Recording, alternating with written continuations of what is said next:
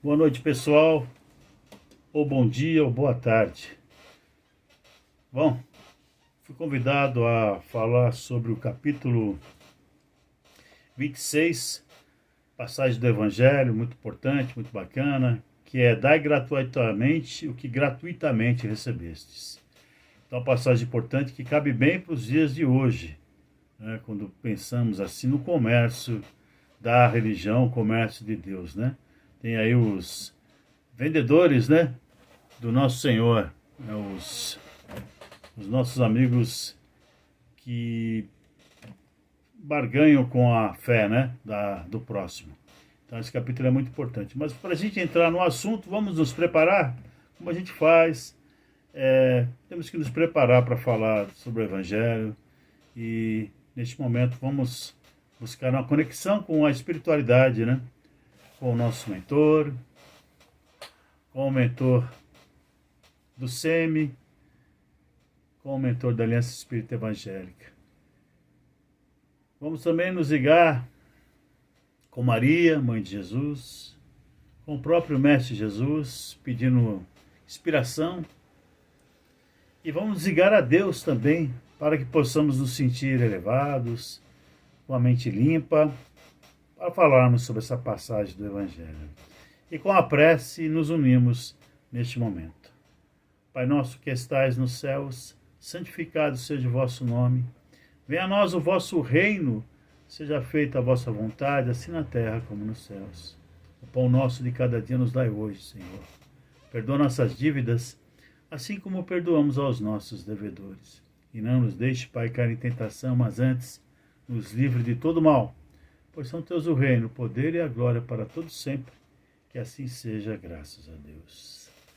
E assim, todos bem, vamos dar início. Então, como falei, capítulo 26, dai gratuitamente o que gratuitamente recebestes. Eu estou lendo aqui, ó.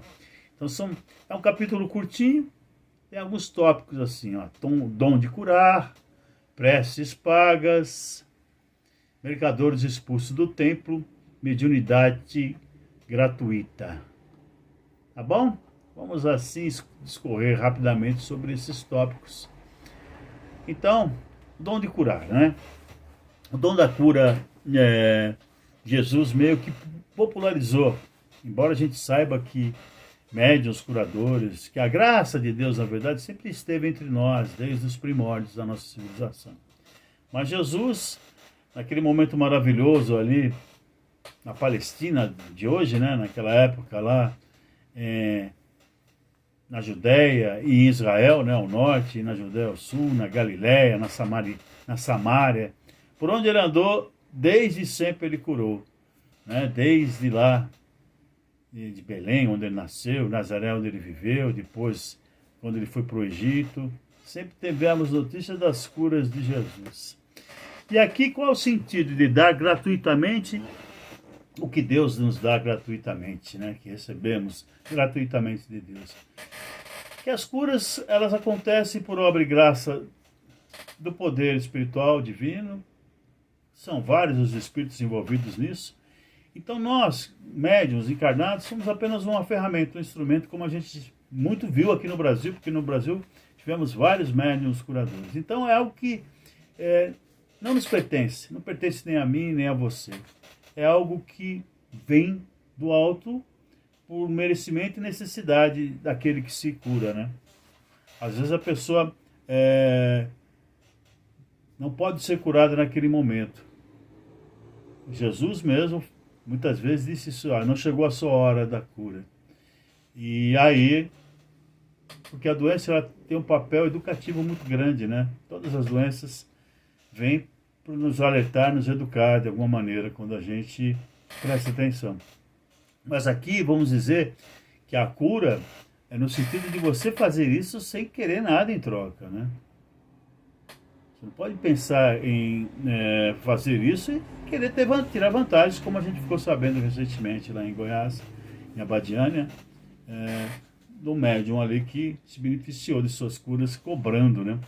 Ou de alguma forma indiretamente pegando dinheiro, quando ele não deveria ter feito isso. E quanto a isso, acho que o exemplo maior é o nosso querido Chico Xavier, que manteve a sua humildade, a sua vida simples, do início ao fim da sua trajetória aqui na Terra, né? Exemplo maior da gente. Então, é esse alerta. O capítulo vai nos alertar sobre isso. Recebeu gratuitamente, doe gratuitamente. A gente não pode ser mercadores da fé. Podemos, né? Até podemos, mas não devemos, porque estaremos não só prejudicando a nós mesmos, mas também prejudicando a mensagem deixada por Jesus, a ideia de Deus, afastando muitas pessoas da espiritualidade, da religiosidade, que, ao nosso ver, ao meu ver, muito importante para a nossa evolução e para a nossa construção de um mundo melhor, né? Da Nova Jerusalém, vamos assim dizer. Então você, agindo de má fé, você prejudica muito a obra de Jesus e a você mesmo, né? E consequentemente você prejudica muita gente, certo? Então é nesse sentido. As curas acontecem porque Jesus, porque Deus permite, né? Jesus é o nosso governador planetário, ele está envolvido em tudo que acontece aqui no nosso planeta, né? E Deus é o provedor, né? O criador, a usina de força do universo, certo? Então fica claro aí, né? Quanto à cura, é isso. Preces pagas, né? Você sabe que a gente teve lá no passado isso, né? De pagar para ter as graças, né? A gente sabe que lá na época de Jesus isso era feito com doações, né? Ou com você tendo que pagar oferendas, né? Enfim, você de alguma maneira tinha que entrar ali uma coisa material. Podia ser o próprio ouro, a moeda, como podia ser com haveres, né? Animais especialmente e outras coisas. Então essa é uma prática que parece desde sempre esteve entre nós, misturando-se, né, aos nossos ritos religiosos. Então é algo difícil, tá? É bem enraizado em nós, né? Até hoje a gente vê isso, né? Até hoje a gente vê isso acontecendo, né? Não é uma cobrança explícita, mas é algo que fica assim, né? A gente tem notícia de que você vai a um certo lugar, aí a pessoa vem te cobrar o dízimo, alegando que, pô, você não está pagando para mim, você está pagando para Deus. Se você não pode dar um tostão para Deus, como você quer receber a graça desse Deus, né? Misturando todas as coisas, como se Deus precisasse de moedas, né? Você acha que Deus precisa de moedas? Como? Vai usar isso aonde, né? Deus é o Senhor dos do universo, dos universos, na verdade, né? Que a gente entende assim, né? São vários universos. Incrível, né? Mas é para obra, para a construção dos templos e para a gente continuar a obra. Tá bom. As pessoas doam, né? Fazem doações espontaneamente. Não é necessário ficar cobrando isso, na verdade. Por exemplo, na Casa Espírita, a gente recebe doações, né? Temos o bazar, tem a própria conta CNPJ lá do SEMI para fazer Pix. A gente contribui por uma questão de gratidão mesmo, né? Ninguém fica fazendo a campanha para cobrar isso, né? Eu pelo menos, vejo isso muito pouco. Nunca vi campanhas para tanto aí. A gente, cada um tem a sua consciência e sabe disso, né? Então, preces pagas, cara, a gente pagar para fazer prece para nós, qual o resultado disso, né? Se a gente for ver bem, por exemplo, né, tem alguns lugares que você paga para a coisa acontecer. A gente sabe que existe isso. Enfim, você vai no lugar, a pessoa vai fazer um trabalho e você paga para a coisa acontecer, no amor, no trabalho, enfim, para você conquistar alguma coisa material. Então, na verdade, isso é a materialização da espiritualidade. É um fenômeno que acontece muito. A gente mistura a espiritualidade com a matéria e acaba criando aqui um negócio, né? Um negócio. E aí a gente lembra, né? Quando Jesus fala de servir a Deus é mamão. Que não é aqui a questão, né? Não é o tema hoje dessa preleção, mas porque tem um capítulo específico para isso, né? Então, preces pagas, todo cuidado é pouco. Eu acho que se você vai a algum lugar e há cobrança ali, eu acho que você deve pensar melhor, né, antes de se envolver com aquilo, né? E o outro ponto é mercadores expulsos do templo. Isso é uma passagem marcante ali do Evangelho, né? Todo mundo lembra, todo mundo comenta que Jesus chega lá no templo em Jerusalém, na época da Páscoa, quando ele foi lá, naquela semana fatídica, né, de Semana Santa, onde ele foi crucificado. Tem uma passagem, logo nos primeiros dias que ele está ali, que ele chega ao templo e vê lá os mercadores, aproveitando lá a multidão, né? Aproveitando que ali era um lugar de aglomeração para vender as suas coisas. E aí Jesus tem aquela atitude, tem alguns relatos até violenta, né? Eu não acredito que Jesus tenha usado da violência para convencer aqui os mercadores. Eu acho que houve ali foi uma confusão, corre-corre, e acabaram algumas bancas, né? Bancas de santinhos e afins sendo derrubadas pela galera que se arvorou ali naquele momento, né? Mas o símbolo dessa passagem, né, o que fica para nós é isso, a expulsão dos mercadores do templo, que vamos dizer, né, pessoas que se aproveitam da fé para ter vantagem material. É incrível, até hoje isso acontece, né? A gente sabe que tem muitas pessoas inescrupulosas que manipulam, né? Há manipulação em todo canto, né? Na sua casa mesmo pode haver manipulação, no seu trabalho, na rua e nos templos religiosos também. Porque é fraqueza humana, né? Eu vou atribuir isso à junção da fraqueza e da ignorância. Porque essa semeadura dessa pessoa que manipula a fé do outro é uma semeadura dura, né? Difícil. São corações endurecidos, né? Que não levam em conta as consequências de seus atos. Pensam no imediatismo, né? De ter vantagem, de ter dinheiro para ter uma vida aqui melhor. Né? Estão nessa ilusão de achar que quanto mais dinheiro, quanto mais bens materiais, melhor eu vivo, não é verdade? E acabam se comprometendo, né, futuramente, porque quando daqui partimos a gente vai ter que colher isso. Quando não, já na própria vida, né, na própria encarnação, já começamos a colher esses malfeitos aí da manipulação. Então, os mercadores expulsos do templo, que fique aí essa lição para o resto da eternidade, porque misturar comércio da fé com fé é muito ruim para nós. Volto a afirmar, isso acaba afastando as pessoas de bom coração, as pessoas mais racionais, as pessoas de mais bom senso, porque elas veem ali que é um lugar que não dá para, né, se confiar, não dá para ela ali, porque que Deus é esse, né, que pessoas são essas, sacerdotes são esses que manipulam a nossa fé em troco de dinheiro, ficam nos exigindo dízimos, quando a gente sabe, né, que isso não é certo. Para que Deus precisa de dinheiro? Eu repito, Deus é o Senhor do Universo, não é verdade? Então, cuidado. E aqui o outro item é a mediunidade gratuita. Voltamos a falar, né? O maior exemplo são esses médios que cobram para fazer as coisas, né? Para fazer trabalho, para adivinhar, para te dar uma solução para um problema amoroso, um problema financeiro, um problema de trabalho, para derrubar alguém que você não gosta. Então tem uma série de trabalhos aí, em tudo quanto é lugar, não só no Brasil, fazem isso, né? E a gente sabe que isso é um problema sério, né? Que você está incorrendo. E, enfim, mas para a gente que está começando, para nós que estamos começando com isso, para aquele que é médium, assim, todos somos médiums, né? Na verdade, todos somos médiums. Tem algumas pessoas que têm uma mediunidade aí mais, né, ostensiva, muitas vezes porque mediunidade tem a ver com tarefa, né? Então, se você associa uma mediunidade forte ou ostensiva a tarefa, então essa pessoa tem uma tarefa maior, porque talvez ela tenha uma conta a pagar maior do que a do outro que não tenha isso, né?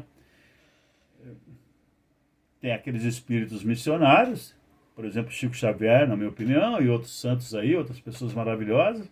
Esses têm a mediunidade como conquista moral, são missionários, sem problema, né? A gente percebe, as pessoas não caem em tentação, muito difícil, não cai mesmo. Agora, o resto da plebe, como nós, como eu, como nós, a mediunidade vem como uma espécie de ferramenta para que nos adiantemos, porque nossa conta está alta lá, né?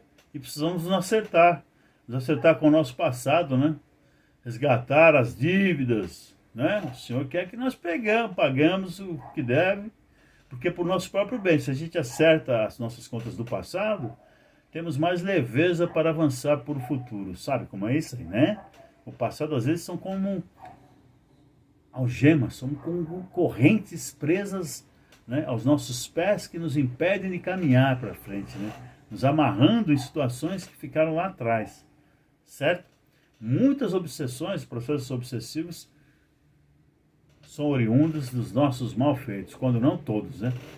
Então, é isso. Aí a pessoa vem com a mediunidade, vem com a capacidade assim extraordinária, vê espírito, sonha, adivinha, faz isso e aquilo, e acaba usando isso, cobrando, né? E, bom, cobra. Vai cobrar. Eu conheci algumas pessoas que cobravam, faziam uma espécie de sessão terapêutica disso, mas ao mesmo tempo faziam coisas assim, doações, faziam coisas de graça. Então misturavam as coisas ali, por exemplo, ciganos, aquela benzedeira, enfim, aquela que joga carta, aquela criatura que, né, que tem um papel social, né, interessante e tal, mas acaba cobra lá um valor, enfim. Às vezes eu até acho que não deveria cobrar, mas também não é lá aquele absurdo, mas é aquela coisa, faz um meio campo, né? Enfim, e ao mesmo tempo tem alguns trabalhos voluntários que participam, mas no fundo, aquela mediunidade toda que tem a ver com o seu mentor, a sua mentora, né? Que os auxilia e que está ali também, né? Para ter algum tipo de vantagem, não é 100% legal, né? Embora a gente tenha ressalvas quanto a isso aí, né? Mas o que a gente propõe, o que Jesus nos ensina, que está no Evangelho, é isso, né? Dai de graça o que de graça recebesse. Então, se você tem uma mediunidade ostensiva, meu amigo, minha amiga, você a tem para colaborar com esse mundo, ajudar as pessoas e a você mesmo, porque a mediunidade também é fator de progresso, de evolução. A mediunidade nos ajuda na nossa evolução, nos proporcionando experiências assim, pessoais e experiências com o coletivo, né? Na verdade, temos vários tipos de trabalho na Casa Espírita que envolvem médiuns, médiuns de efeito físico, médiuns de corporação, psicofonia. Nós temos, né, as câmaras de tratamento que tem, né, como foco tratamento físico, mais físico. Tem outras que tem um tratamento mais espiritual, tratamento de desobsessão, cura. Tem a psicografia realizada em meses ímpares, né, meses alternados. Essa psicografia é muito importante, a casa enche, o semi-enche quando abrem as portas para isso. E quem está ali por trás são médiuns que recebem espíritos, recebem a mensagem, psicografam, escrevem no papel e depois isso é passado adiante para os assistidos, né? Então, é um trabalho muito importante. Quem faz isso? Os médiuns, né? Os médiuns. Tem as escolas de aprendizes, a mesma coisa, com seus exames espirituais. Então, tem muito trabalho que o médium faz dentro de uma casa espírita. Olha, o trabalho é bastante grande. E a gente sempre, né? Não sei, não digo dificuldade em juntar as pessoas para esses trabalhos, mas é sempre ali na conta do chá, né, que se fala. Sempre temos os trabalhadores certinhos ali, não sobra, né? Então, o número de médiuns não é grande e nem todos estão disponíveis nas horas que tem que aparecer para o trabalho. A psicografia mesmo já foi melhor, já teve mais médiuns envolvidos com aquele trabalho. Então, é uma oportunidade, a mediunidade é uma oportunidade muito boa para a gente evoluir e ajudar o próximo, na construção de ajudar o próximo e resgatar algumas dívidas nossas e construir um mundo melhor. Porque eu acredito que a nossa relação com o plano espiritual, ela é intensa, ela faz parte. A gente não pode negá-la, né? A gente sabe, a gente vive num mundo materialista, difícil, eu sei disso, mas é impossível a gente avançar, né? Por exemplo, para um planeta de regeneração, onde o amor, as leis de Deus vigorem plenamente, sem esse intercâmbio estabelecido de maneira clara, né? maneira assim normal, né? Natural, certo? Mas para tanto a gente precisa se disciplinar e não haver na exploração em cima disso, não é verdade? Eu acho que é isso, já está dando 20 minutos aqui, que eu estou aqui falando para vocês, eu acho que é suficiente. Damos uma pincelada, né, nessa passagem evangélica muito importante, porque a gente sabe, a gente vê o que anda acontecendo aí em vários lugares. Tem muitos pastores aí milionários, né? Muita gente ganhando muito dinheiro em cima da fé dos fiéis, né? Tomemos cuidado com isso, porque nós estamos sendo contraproducentes ao fazer essas coisas, não é verdade? Acho que ficou claro? Então tá. Recomendo a leitura do Evangelho, né? É um capítulo pequeno, tá fácil de ler, tá bom, gente? Agradeço a atenção de todos vocês e me despeço aqui pedindo a todos para fecharem seus olhos ou, enfim, se concentrarem para a gente encerrar com as vibrações. Que é outra atividade mediúnica, vamos assim dizer, é muito fácil de se fazer, né? Todo mundo é capaz disso, de doar amor. Então vamos assim fechando nossos olhos e vamos vibrar pelo bem universal, pela paz universal, pelo nosso universo, por toda a obra da criação, pelo nosso mundo, o planeta Terra, por todos nós que estamos aqui encarnados e desencarnados, especialmente por aquelas pessoas que sofrem mais, que estão aí vivendo dores, das doenças, das guerras, dos conflitos, né, das tempestades, das mudanças climáticas, né, das catástrofes naturais, né, que assolam o nosso planeta. Vivemos por todos que estão aí nos hospitais, peleando para se melhorarem, os que estão presos, né, pagando suas contas, os que estão abandonados nos asilos, orfanatos, sanatórios, os que vivem nas ruas, não têm um teto. Por todos os desesperados, cansados, aquelas pessoas que pensam em se matar, vibremos. Vibremos por todos que estão desempregados, procurando um meio de sobrevivência, vibremos para que possam encontrar uma luz. Vibremos por todos nós, na nossa casa, nossos familiares, e deixemos uma grande vibração de amor-luz em aberta para que a espiritualidade possa levá-lo a achar melhor. Que assim seja, graças a Deus, que a paz de Jesus nos envolva hoje e sempre. Que assim seja, graças a Deus.